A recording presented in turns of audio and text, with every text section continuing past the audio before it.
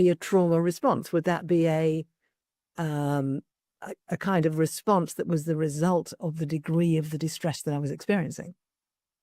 Yes, it would be a kind of trauma response. It's, it's also part of the awakening process to suddenly feel that, shamanism and the mystical traditions are animistic. That means that how we view life is that everything is alive, everything is connected. And it is that way in the universe. Everything is connected to everything else. It's that way in physics.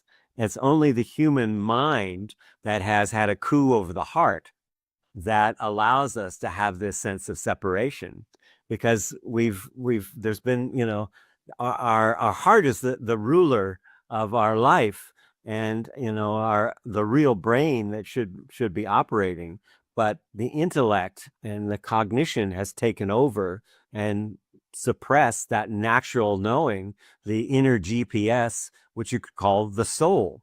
So when I'm working with people around trauma, it's really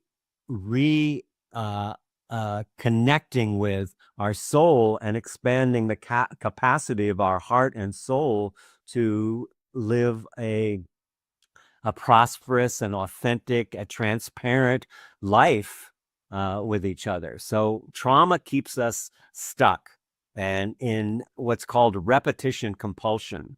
And repetition compulsion is the nervous system and the body trying to say, hey, there's this thing that you're not paying attention to. So I'm just going to keep showing you, this fight you're having with your partner, that's about you and that's about your ancestors. And there's a whole nother area, because when I look at trauma, I look at it from a systemic lens.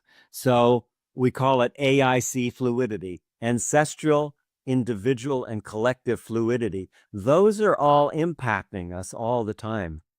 Much of the trauma that we carry are legacy burdens, things that are intergenerational, that have been passed down from family to family to family for sometimes thousands of years. Many of the wars we have now are thousands of years old. They're doing the same thing over and over again.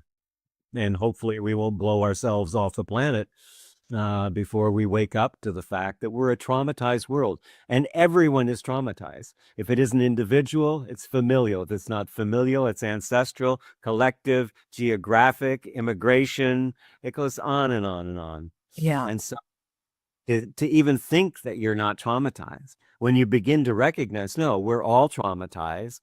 And that is the work. Like Jung said, where the trauma is, that's where the work is. Where the shadow is, that's where the work is. Yeah. Those parts that we don't want to acknowledge that we have.